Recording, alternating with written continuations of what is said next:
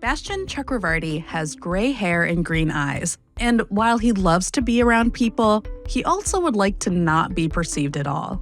He's been making it to all of his senior checkups, but with age, he's become increasingly picky about his food, and his stomach can't handle turkey. Yeah, Bastian is my cat, a domestic shorthair that I adopted around 11 years ago. And while he's an ambiguously old cat, we think he's around 16 to 17 years old, he's also something kind of amazing. He's the modern-day incarnation of a very long history. 3,500 years ago, 1500 BCE, cats started showing up in Egyptian paintings on tomb walls and in sculptures and carvings.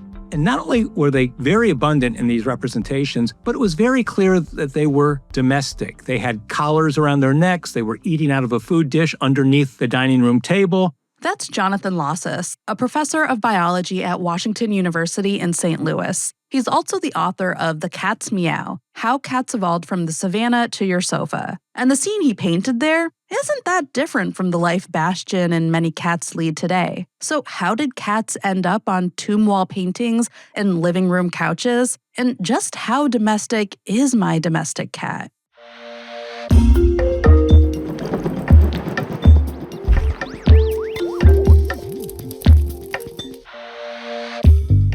Welcome to Tiny Matters, a science podcast about the little things that have a big impact on society, past and present. I'm Deboki Chakravarti, and I'm joined by my co-host, Sam Jones. Sam, I think longtime listeners are probably quite familiar with your dogs, who have even made a cameo on this podcast.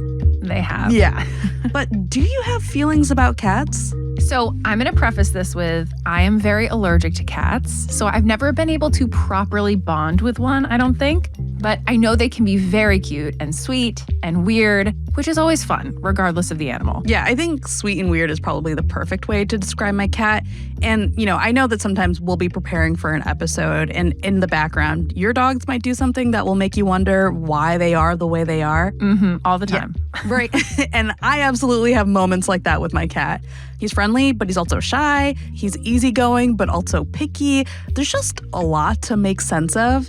And evolution can't solve all of the mysteries that Bastian contains, but it can tell us a little bit of the journey his ancestors took that brought him to me.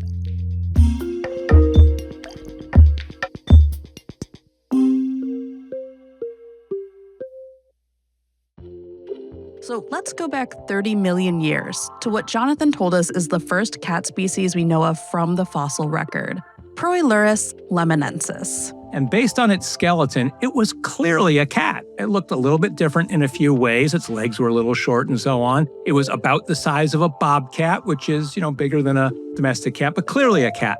And then 20 million years ago, cats split into two branches. And on one side were the saber-toothed cats that are famous from the Ice Age movies or the Flintstones, if you remember that. Cats with these very long canines. The other side had normal teeth, and that gave rise to the cats that are alive today. And so all of today's living species are descended from an ancestor that lived about 14 million years ago.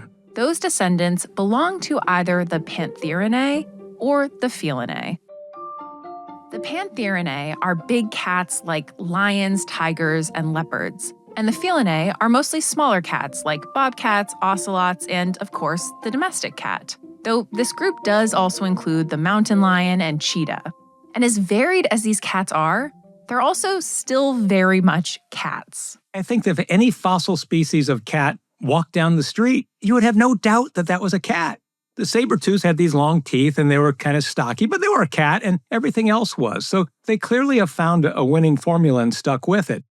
This isn't true for all animals. There are plenty of times where you might be looking at a number of species that look really different from each other, only to find that they have the same common ancestor. For example, while Jonathan wrote a book about cats, his scientific research for the past few decades has been focused on lizards. Lizards. We all know lizards. There are thousands of them in the world today. Snakes are lizards evolutionarily. Snakes evolved from a lizard, but have a very different lifestyle. In the time of the dinosaurs, there was an enormous aquatic lizard that had returned to the sea, just as whales did, that looked like a sea monster of some sort, looked more like a whale than a lizard, but that again was a type of lizard. So it's not at all uncommon for a group of organisms to evolve and create some new differences, but we don't see that in cats.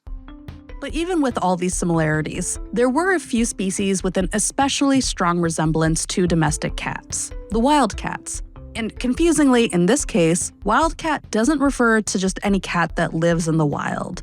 They're actually species of cats found in Africa, Asia, and Europe. The African wildcat it looks like a slender cat with maybe slightly long legs. It's got a tawny to brownish background color, often with stripes down its side or rows of spots. Its tail often has a black tip. But that, sounds kind of like a cat. And what I like to say is that if you saw an African wildcat, say, in your backyard, you wouldn't think, what's an African wildcat doing in St. Louis? But rather, what a cool looking cat. I've never seen one that looks exactly like that. So in other words, African wildcats could pass for domestic cats. And given that resemblance, some people thought that domestic cats had to be the descendants of African wildcats. Except, Jonathan told us, the European wildcat looks even more like the domestic cat. So people then wondered if the European wildcats were the ancestors, or if maybe domestication happened in multiple places from multiple species. Then there was a fabulous DNA study done by someone named Carlos Driscoll in about 2007, I believe, where he collected DNA from hundreds of domestic cats and from all the wildcat species. And so he was able to compare their DNA. It became very clear the domestic cat was most closely similar by a long shot with the North African wildcat. And so that sort of settled the debate. They came from North African wildcats. It happened only once.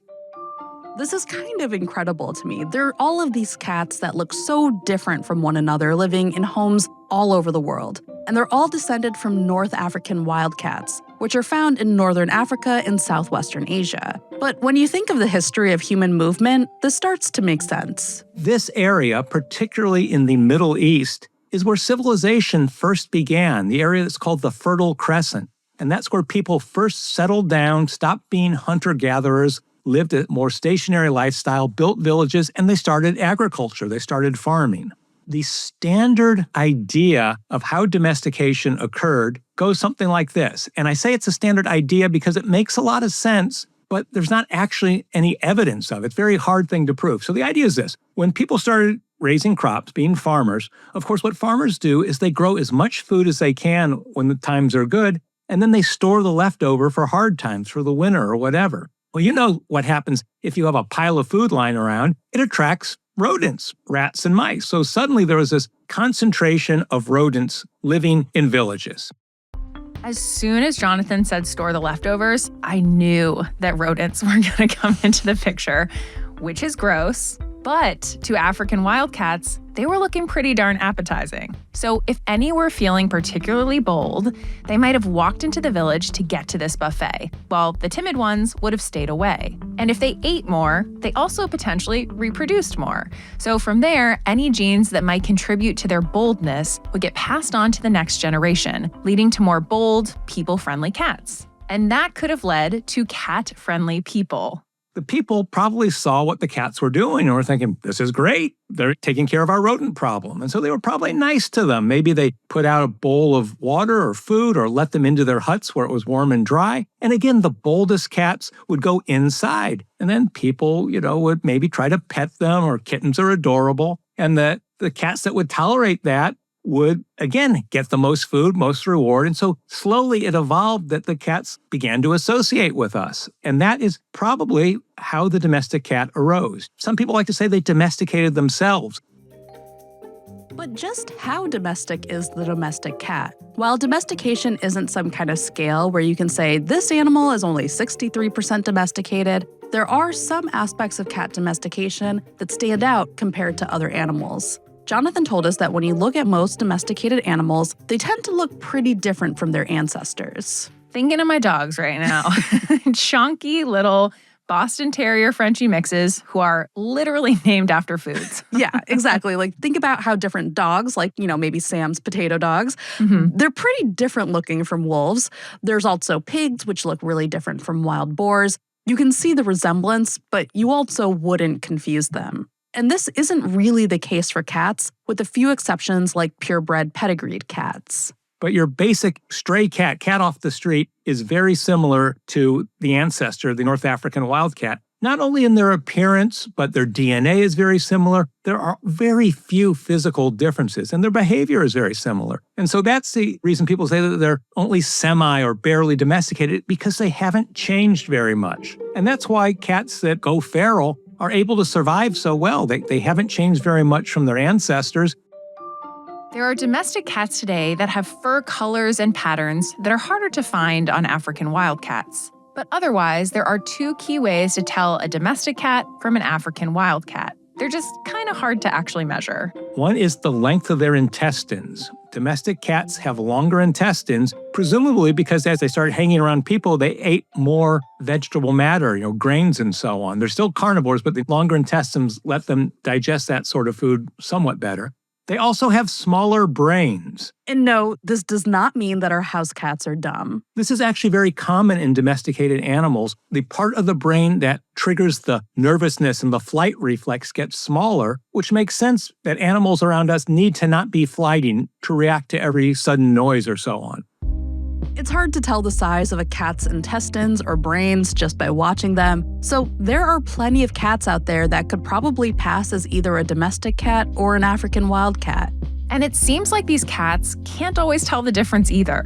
Or if they can, they don't care, because domestic cats and wildcats still mate with each other, resulting in a process called hybridization. Hybridization is when two different forms interbreed, could be two different species, or sometimes it could be two subspecies, but things that we consider to be evolutionarily distinct still are able to get it on and produce babies. Domestic cats hybridize very readily with wild cats, basically all European, African, and Asian ones. Some people would argue that means the domestic cat really is just a North African wildcat, or just a wildcat, period, because they will interbreed with each other. Hybridization makes it even harder to untangle just how domestication happened. North African wildcats are known to be super friendly, so much so that if you raise them from when they're young, they'll be pretty tame. Whereas the European wildcat, it can't be tamed at all. It's said to be hellaciously mean, that no matter how nice you are to them as kittens, when they grow up, they're completely untamed. So the friendliness of North African wildcats has led some people to hypothesize that they were predisposed to being domesticated compared to their European counterparts. Which makes sense, but in today's world where domestic cats are reproducing with North African wildcats, it's hard to know for sure. Maybe North African wildcats used to be mean too, but as domestication selected for friendliness and those friendlier cats mated with African wildcats, that genetic predisposition for friendliness might have been passed back to the wildcat population. But you can apply that to other traits as well as behavior. Like maybe that's the reason they're so similar anatomically, because the genes of domesticated anatomies have gone back into them. So that is a real complication. Now, the way around that would be to get the DNA from African wildcats from a few thousand years ago, what is called ancient DNA, which people are studying all the time. And the timeline of domestication is also still mysterious. We don't know when and how it happened or whether it was a fast process. Was it all in Egypt 3,500 years ago? Or did it start 10,000 years ago? Some people have suggested that it started in the area that's now Turkey. Or there's an interesting archaeological grave of a person with a cat from the island of Cyprus about 10,000 years ago. But at some point, not only did cats make it into our homes, they also took on the variety of colors and forms we see today. So cats have a lot of genetic variation. That's geneticist Leslie Lyons, professor of comparative medicine in the Department of Veterinary Medicine and Surgery at the University of Missouri. One of the things Leslie told us is that cats have a lot of the same genes as humans. And maybe you heard that and had the same instinct I did, which is to look at a picture of a cat and go, no way. Genes code for proteins that make our bodies look and work the way they do. And just to state the obvious, by looking at my cat, I can tell that we have very different bodies. I can confirm that. I'm looking at Deboki right now, and she does not look like a cat. Thank you, Sam. And the reason for that is that there's quite a bit of DNA in us that doesn't code for proteins. If it's not part of the protein, what's it doing? Well, we're starting to learn that all these parts that we used to ignore are becoming very important, or have been very important. We didn't know it, right? That those parts of the gene help with the regulation of the gene, turning it on, turning it off, how fast, how slow, for how long. And that's really what makes us different, is we all have the same 21,000 genes. There's some variation within those genes, maybe 10, 15% between a cat and a human. But the regulation and those changes in regulations are really making us, whether we have whiskers or not, is all based on regulatory factors. This is so interesting to me because when I hear about mutations, it seems like there has to be some change in the protein coding sequences of the DNA, since those control exactly what kinds of proteins a cell makes. But the variations that Leslie is talking about aren't just about what a cell makes, but how it makes them. For example, Leslie told us about a particular white hair pattern found in Finnish domestic cats that's caused by DNA changes that are a couple thousand base pairs away from the gene that actually encodes the trait. Those faraway changes are affecting how the white hair pattern gene is regulated, which in turn affects how it shows up on the cats. The fact that these changes can be so far away from the actual protein coding gene sequence makes it really difficult to figure out what variants are responsible for a particular trait. But Leslie told us that scientists are getting better at figuring it out, and the results are really exciting. The same week that we talked to Leslie, scientists reported that they'd found the mutation that's responsible for the orange coat color in cats. And Leslie explained to us that the mutation is found in the non-coding region of the gene. This has been exciting for scientists because in most mammals, red hair is the result of a mutation in the gene encoding a protein called MC1R. But cats have been an exception to this. For the most part, orange cats don't have mutations in the MC1R gene. Researchers found that the mutation leading to orange fur in cats was actually a deleted stretch of DNA, which affected the expression of a gene that scientists didn't know could change fur color. This gene is located on the X chromosome, which is important to note because scientists have long realized that orange fur had to be linked to that chromosome due to the fact that it only seemed to show up in male cats. And to Leslie, this is emblematic of one of the things that makes cats so cool for understanding genetics compared to, say, Mendel and his pea plants. I'm having a 9th grade biology Punnett square flashback right now. So Mendel didn't have X-linked peas. And so here comes a cat with an orange coat color that's on the X chromosome. And so that orange is also goes through a process called X inactivation because females have 2 X's. They turn one off, they inactivate it. X inactivation is also called lionization, a name that comes from Mary Lyon, who proposed the process in 1961. Lyon was studying mottled mice, which were known to have a mutation that affected male and female mice differently. Female mice were usually born with fur with irregular color patterns, while male mice were born with white fur. Lyon proposed that because female mice have 2 X chromosomes, each cell would end up turning off one of their X chromosomes, but which one got turned off would happen at random. So some cells might have an X chromosome that's active with one fur color, and some cells might have an X chromosome that's active with another fur color, leading to patches of different colors. For male mice, which have XY chromosomes, there's no inactive X chromosome. So the result is just one solid white color. At the end of her 1961 Nature paper on X-linked inactivation, Lyon wrote that the tortoiseshell cat is also an example of this phenomenon. While male and female cats can both have the mutation for orange fur on an X chromosome, tortoiseshell cats are mostly female and orange cats are mostly male. And that's because one X chromosome is getting turned off in each of the cells in female cats. So some cells have that orange fur mutation and some don't. Meanwhile, the male cats with the mutation end up with solid orange fur, because of course, they only have that one X chromosome to work with. And here's the example that you can see. You and I can see it. I still have never seen a wrinkly pea plant in my life. And that X inactivation is caused by methylation, and that's also known as epigenetics. And so those things occur during your development and your interaction with the environment. And so as we learn those, we can see them right from your cat. So we have dominant, recessive, X-linked traits, epigenetics, X inactivation, all the basic concepts that you would teach someone in a genetics class, you can learn from your cat.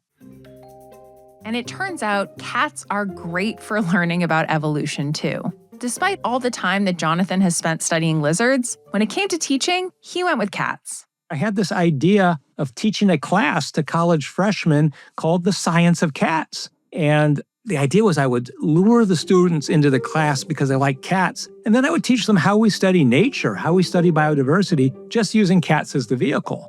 And Jonathan told us that as he started working on his book and digging through the research, he started having more and more ideas about the kinds of questions he wanted to investigate with cats. So now he's studying cats too. It's been extraordinarily fun. I've been studying lizards for almost 40 years. And so to start studying a completely different animal and have to learn all about them and all this fascinating information, it's been just fabulous.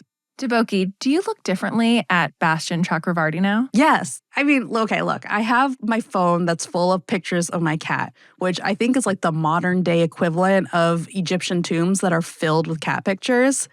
And in the past 11 years, Bastian has taught me so many things, like how to maintain strong personal boundaries and how to sleep in weird positions. And meanwhile, I've been learning about genetics and evolution from academic papers. And it turns out I should have just been learning about these fields from him all along.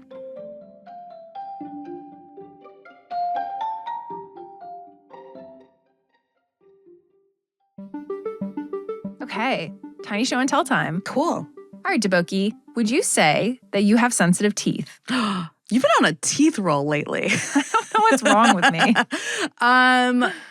Yeah, a little bit. Yeah, same. I have like a couple teeth in particular that are more sensitive. Yeah. So that sensitivity comes from something called dentine, kind of. I'll explain. Okay. So your tooth has this outer layer of enamel, right? And then inside that, you have a layer of dentine or dentin. I see it spelled both ways. And then inside that, you have tooth pulp, the pulp of your teeth. That's where you have blood vessels and nerves. And so I don't think I ever knew that our teeth have pulp. I know, tooth pulp. Yeah. It sounds gross. Like it's not, when I think of pulp, I'm thinking of orange juice pulp. Right, So it's like yeah. a very different visual. Yeah. I don't know which one came first, like in terms of the naming, Yeah. but they look very different. Yeah. So the pulp is where you have blood vessels and nerves. And so dentine will send sensory info to the nerves inside the tooth pulp, telling you like, hey, what you're eating is too hot or too cold, or you're chewing with too much pressure, or like it's very important feedback because Right. yeah, you don't want to break or damage your teeth. For really. sure. So paleontologists long thought that teeth evolved from the sensory tissues in the armored exoskeletons of ancient fish, which I did not know, but fascinating. But they weren't sure. But now they've actually been able to analyze these structures in an early vertebrate fish from the Ordovician period, which is during the Paleozoic era. This is old. This is like 465 million-ish years ago. And what they found is that these like armored exoskeletons actually contain dentine. Wow. Yeah. And so like the question, of course, was why? Well, it was probably doing something very similar to what dentine is doing in our teeth. It was helping these ancient fish sense conditions in the water. So I came across this through, like I saw a press release, maybe a couple articles on it, and a lot of it was like, blame these ancient fish for your sensitive teeth. But yeah, this was just really interesting. And I thought it was I know it doesn't look the same as our teeth, but I'm just picturing these ancient fish with these like weird teeth exoskeletons. Yeah. But yeah, it's pretty amazing that it's a very similar structure to like what we have in our teeth today. Yeah. And that started on the exoskeletons of our ancient ancestors. And it's also like we're so spoiled that we're like, our go-to is like, we're going to blame them for this when really we should probably be thanking them because it's probably why we're able to have teeth. Yeah, like I would have just broken all my teeth off at this point. Yep. Like I can use some Sensodyne and like calm down about it. Well, thank you, ancient fish. Yes, we appreciate you. Well, I am here with one of my more kind of typical recommendation for a longer read. And this is an article from the New York Times by Carl Zimmer. The headline was Two Theories of Consciousness Faced Off. The Ref Took a Beating. So this article is partly about the different theories behind how our brain produces consciousness, but it is also about the scientists and people who pursue these theories, which is important for me because I am personally not super like curious about the question of consciousness. Like it's not been something that's ever like super grabbed me. Maybe Oh my it's gosh, just like we're so different that way. I'm like obsessed with it. yeah, I think it like just feels so unnoble to me that like my brain is like, nah, like we're just not even gonna go down that path. I think like I never became a big neuroscience person, and I think this is one of our key differences is you were a neuroscience person, right? Like I just can't grapple with it. But what I can do is read an article that couches neuroscience in petty human drama. Oh. And I guess like I shouldn't call this petty human drama, but this is about how scientists wanted to try to kind of figure out if we could reconcile or explore these opposing theories. And so a group of scientists wanted to try something that's called adversarial collaboration, which I hadn't heard of before, but it's really interesting. It's this idea where you take scientists who are on opposite sides of some kind of scientific question, and like these neutral researchers are going to basically test out their theory. I just found that really interesting to begin with, as kind of a premise for setting up an overall approach. So part of what made this a really interesting read is just learning how they were setting up these experiments around consciousness and how they looked at their data. But there is also like kind of subsequent, very human fallout, I guess, around the results. And I'm always a fan of reading about how scientists disagree with each other. I think it's like fascinating as a fan of reality TV, which maybe is not everyone's draw for these kinds of things. But I also think it's like important to understand because there is so much about science that's about reaching consensus, but consensus is not always the point. Like there's so much that we learn from disagreement. And so that's part of what I really enjoyed about reading this article. Yeah. With every big thing that happens in science, someone was disagreeing with whatever the current school of thought was. And that's how things move forward. Right. And I will also note they were disagreeing in a way that was based in science. Mm-hmm. Yes. Yeah. It wasn't just like I called it petty human drama. That's not fair because it's not. Like it well, is some like, of it might be petty, but some of it's also science-based. Yeah. Like I think if anything, the pettiness is probably like the very human thing of like, I think I'm right. You know, like there's a reason I think I'm right. And that's just part of human nature is like to understand the world from a certain point of view and to really like understand that and then not always agree or understand other points of view. Cool. I'm excited to read it. Thanks, Deboki. Yeah. Thanks for tuning in to this week's episode of Tiny Matters, a podcast produced by Multitude and brought to you by the American Chemical Society, a nonprofit scientific organization based in Washington, D.C. This week's script was written by me and edited by Michael David and Sam Jones, who is also our executive producer. It was fact-checked by Michelle Boucher. Our audio editor was Jeremy Barr. Sound design was by Michael Simonelli and the Charts and Leisure team. Thanks so much to Jonathan Lossis and Leslie Lyons for joining us. Go rate and review us wherever you listen. We really appreciate it. Get us on those charts. We'll see you next time.